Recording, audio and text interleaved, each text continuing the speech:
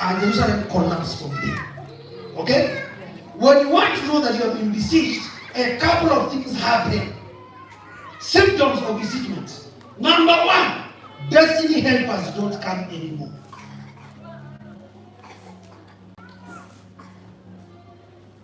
They cut off, they stop the flow of blessings.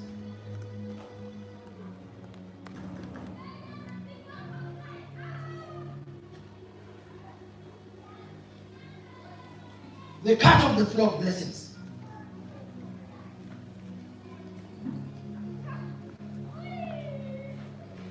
This week on Monday, I had a very interesting prayer. So I was praying about something. I then asked the Lord, God, you know I've blessed so many people. Why is it that I have not been remembered? Yeah? Somebody can just say, remember Pastor Danson and say, hey, Pastor Danson, you are really very good to me. I'm just calling to appreciate. Yeah? So that day I was talking to my friend, Collins. So I'm walking. When I finished the prayer, I was just walking, and then somebody called.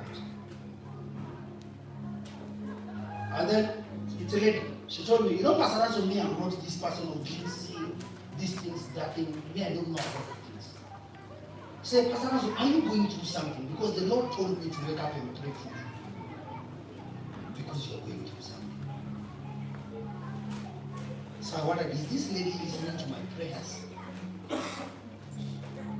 Now, if you're not going through something, you are about to go into something. That's how life is. You are either going through or going into. So don't look at me mercifully. All of that's life. And you're either going through it. When you come out, God gives you time to breathe. It's like swimming. Then again into the waters. Because that is how life works. So you're either going through or you're about to get into. So she asked me, hey, I said, no, Pastor. No, I don't go talk to me because this thing about dreaming, I know. What are you going through? I said, if you tell me you're going through nothing, I know you have light, but I will not bother you again. So I told her I'll call you back. So I asked the Lord, Lord, you have to go across the sea.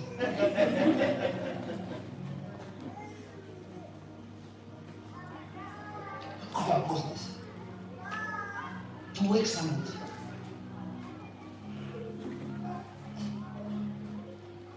I was shocked. And there are people around here who say, my pastor, my daddy, Pastor Danson. I said, hey, okay, God. Then when I spoke to Collins told me, people are going to not Pastor Danson, forgive them because, as they are handling their own thing, like this, the day comes, the day ends, then they wake up tomorrow, and they're also handling something else. So after a while, I called the lady back. So I talked to her, I said, don't worry about it. Don't worry about it. Let's pray. Okay? But you know what happens when you're besieged? The Lord cuts off supply. Have you ever gotten into a place where you help many people, then when you need help, there's nobody to help you? Does anybody hear someone say that the day that they needed help, you were there for them? But when you needed help,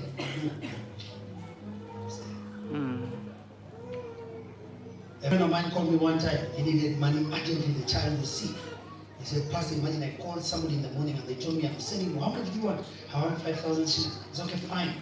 I'm going to send you 10,000. And after that, the man went.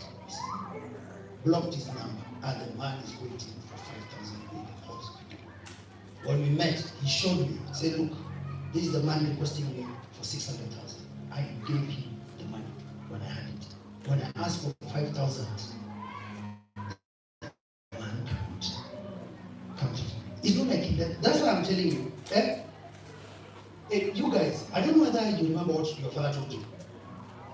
The 4 lepers ate fast. When they went in and the Samaritan army ran away, they sat and ate fast and got. Then they went into the tent, collected gold and dug holes and hid it. Then now they went and told people of the good news. When the Lord blesses you, don't worry about other people. They are already surviving without you. Secure yourself and your family. If not, they will use you as an experiment. I mean, when you want, they see your phone. You know, one of the beautiful things about going through something, once you go through it and you come out from the other side, you don't have any more empathy for the ones who are going through. Because you know all things work together for good. So when they call you and they tell you, I'm going through something, you tell them, congratulations, by the way. Why don't you go through it quickly? Because the outcome is you joy or the process. You see, you cannot disappear from the process. Is the process. You tell the Lord, I want you to make me $1 million in dollars. He say, okay, this one wants the process that makes millionaires. Can you take them through? And you know the first class of the economics is luck. Hey, did you understand? The first class of economics is luck. When you don't have money, you're great. When I get 100,000, I know exactly what to do with it. When you don't have money, now your mind starts aligning with financial literacy. Just for the 100,000 to come, and then fiscal madness comes. You are walking into the supermarket like you make 100,000 every day. And this is a breakthrough that shows you mercy so that you don't die. So when you're besieged, you notice that people who are meant to be there for you are not there anymore. Is that? I know exactly who calls me. I know. I know the ones who have for me.